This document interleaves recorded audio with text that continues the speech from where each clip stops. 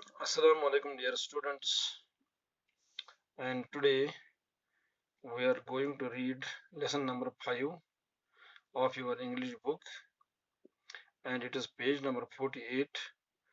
You open your book at page number 48 and have a look and listen to me carefully.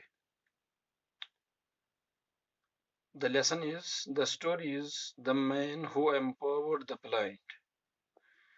इस story में हम एक ऐसे आदमी के बारे में पढ़ेंगे who empowered the blind, जिसने नाबीना लोगों को, अंधे लोगों को एक ताकत बख्शी, एक शक्ति दी, उनके लिए ऐसा काम किया ताकि वो भी जिंदगी में कुछ न कुछ कर सके. Have you ever been in a room where the lights suddenly go off and everything becomes dark? क्या कभी आपके साथ ऐसा हुआ कि आप कभी एक ऐसे कमरे में चले गए और ये जो लाइट्स थी, रात के वक्त आप कभी ऐसे कमरे में गए और अचानक लाइट्स चली गई, रोशनी चली गई, बिजली चली गई उसी time, and everything becomes dark, और वहां उस कमरे में मुकम्मल अंधेरा हो गया, टोटल डार्क हो गया ये कमरा. क्या कभी आपके साथ ऐसा हुआ है जब आप अकेले रात के वक्त किसी कमरे में चले गए और यूं ही आप कमरे में दाखिल हो गए और तब रोशनी चली गई, बिजली चली गई और ये कमरा, ये जो है, ये मुकम्मल अंधेरा हो गया. हाउ लॉस्ट यू फील, उस टाइम आप कितने उदास होंगे, कितने परेशान होंगे, अपने आप को आप कितने अलग थलग इस वक्त आपने महसूस किया होगा जब उस कमरे में जो अंधेरा था. But then the light suddenly comes back and all is well for you, और तब ये जो ये बिजली थी वो वापस आ गई, जो रोशनी है वो वापस आ गई, and everything is good for you, everything is well for you, और अब आपके लिए सब कुछ ठीक ठाक है और आपने राहत का सांस लिया और आपने एक किस्म की खुशी का इजहार किया जब ये लाइट्स वापस आई, जब ये रोशनी वापस आई. Imagine someone for whom the light never comes back and his or her world is dark all the time. अब आप एक ऐसे शख्स के बारे में सोचिए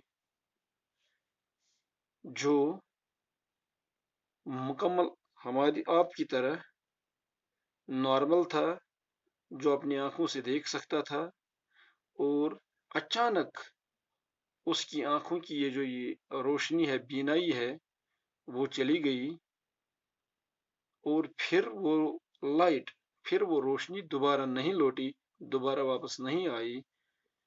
and his or her world is dark all the time, और अब ये उसके लिए ये जो ये दुनिया है, उसने फिर दोबारा रोशनी नहीं देखी. And it is dark all the time, और हमेशा हमेशा के लिए उसके लिए अंधेरा ही अंधेरा हो गया. These are the sightless people whose eyes cannot see. और ये वो लोग हैं, उनको हम साइटलेस पीपल कहते हैं. साइटलेस उन लोगों को कहते हैं जिनकी बीनाई, जो नाबीना होते हैं, जो अपनी आंखों से कुछ देख नहीं सकते. Here is a story of one such person who empowered the blind to read and write. और यहाँ इस लेसन में, इस स्टोरी में एक ऐसे ही शख्स के बारे में हम पढ़ेंगे who empowered the blind to read and write. जब वो अचानक अंधा हो गया और इसने फिर हिम्मत नहीं हारी और इसने बहुत मेहनत की, और ये बाकी नाबीना लोग जो थे उस वक्त या आज भी है नाबीना लोग, उस आदमी ने उनके लिए उनको एक ताकत बख्शी, उनको एक शक्ति दी, उनको एक किस्म का ऐसा मदद किया कि ताकि वो भी कुछ लिख सके, वो भी कुछ पढ़ सके. Louis Braille was born in a small village of Couperet near Paris, France in 1809. और जिस शख्स के बारे में हम पढ़ने जा रहे हैं उस शख्स का नाम है Louis Braille. And this Louis Braille, he was born in a small village and the name of that village is Couperet. वो एक छोटे से गांव में पैदा हुआ है 1809 ईस्वी में. और ये कोपरे है ये फ्रांस के एक शहर पेरिस का एक छोटा सा गांव है, वहां वो पैदा. Monsieur Braille, Louis' father, made harnesses and saddles with an awl. और ये जो लुइस ब्रेल का ये जो बाप था उसका नाम क्या था, मॉन्जर ब्रेल. वो एक छोटी सी फैक्ट्री में काम करता था और वहां वो क्या बनाता था, क्या तैयार करता था, एक हार्नेसेस और दूसरा सैडल्स. हार्नेसेस हम उस चीज को कहते हैं जिसकी मदद से किसी घोड़े को किसी टांगे या किसी काट के साथ बांधा जाता है. यथ कशर पे वन सह टांग गुड़ सुज टांग वर सुज साज यम सतन टांग गुड़ टांग सतन बंद करना. एंड सैडल्स, सैडल्स एक किस्म की सीट होती है, ये लेदर की होती है, यह दालो अख सीट आसन यह जन गुड़ सवारस लगन गुड़िस पे बहन जरूरत, जो घोड़े पर बैठने की काम आती है. और वो ये दो चीजें किस की मदद से वो बनाता था, वो विद एन ऑल. और ये जो ये ऑल है ये एक छोटा सा इंस्ट्रूमेंट होता है, एक शार्प पॉइंटेड होता है, नुकीला, ये छोटा सा एक आला होता है जिस से वो उस लेदर पर, इस चमड़े पर वो सुराख बुराख बनाते थे उस time. One day little Lewis picked up the awl and made a stab on the leather. एक दिन क्या हुआ, ये जो लुइस ब्रेल था वो बहुत छोटा था उन दिनों. वो अपने बाप के साथ एक दिन उस फैक्ट्री में गया और उसने वहां से वो ऑल जो था, जो ये एक किस्म का जो आला था, हथियार था, वो उठाया और इससे वो चमड़े पर सुराख करने लगा या कुछ बनाने लगा.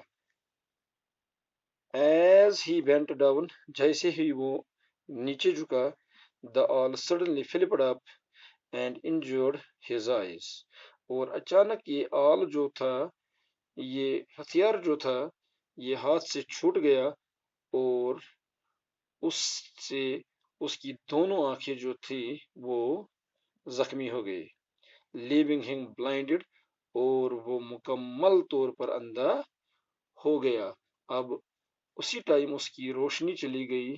अब उसने दोबारा अपने आंखों से कुछ नहीं देखा, वो कुछ देख नहीं सका फिर, और हमेशा हमेशा के लिए उसकी रोशनी चली गई, उसकी बीनाई चली गई और वो अंधा हो गया.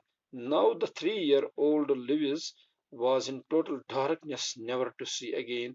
और ये जो ये 3 साल का बच्चा था, उस टाइम जो लुइस ब्रेल की उम्र थी वो 3 साल की थी, was in total darkness, वो मुकम्मल अंधेरे में पड़ गया, never to see again, और फिर उसने अपने आंखों से कभी नहीं देखा कुछ, वो अपनी आंखों से कभी देख नहीं पाया कुछ.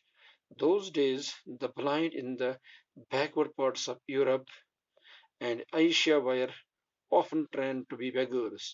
और ये उन दिनों की बात है, उन दिनों क्या होता था, वहाँ ایشیا اور یورپ کے یہ بیکورڈ پارٹس تھے، پسماندہ علاقے تھے، وہاں کیا کرتے تھے لوگ، یہ اندھے لوگ ہوتے ہیں یا اور کسی قسم کی جو فزیکل ڈفیکلٹی ہوتی ہے ان کو لوگوں کو، اور ان کو ایک قسم کی ٹریننگ دی جاتی تھی، تربیت دی جاتی تھی، کس کے لیے؟ بھیک مانگنے کے لیے کی تربیت ان کو فراہم کی جاتی تھی اس ٹائم۔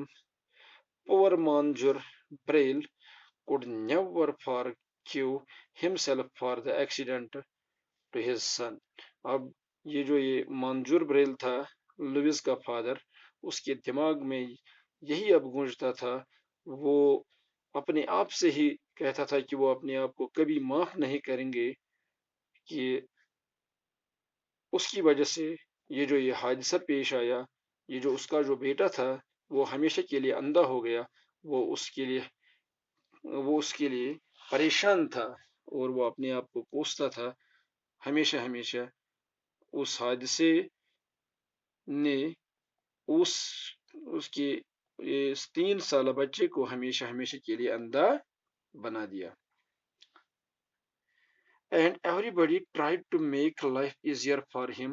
اور اب یہ جو گاؤں والے تھے وہاں کے، ہر کوئی اب کوشش کرتا تھا کہ لوئس کی یہ جو لوئس بریل یہ اندھا بچہ تھا، اس کی اب یہ زندگی ہے، جو لائف ہے وہ تھوڑا آسان بن جائے، تاکہ وہ بھی زندگی میں کچھ کر سکے، اس کے لیے زیادہ پریشانی نہ ہو۔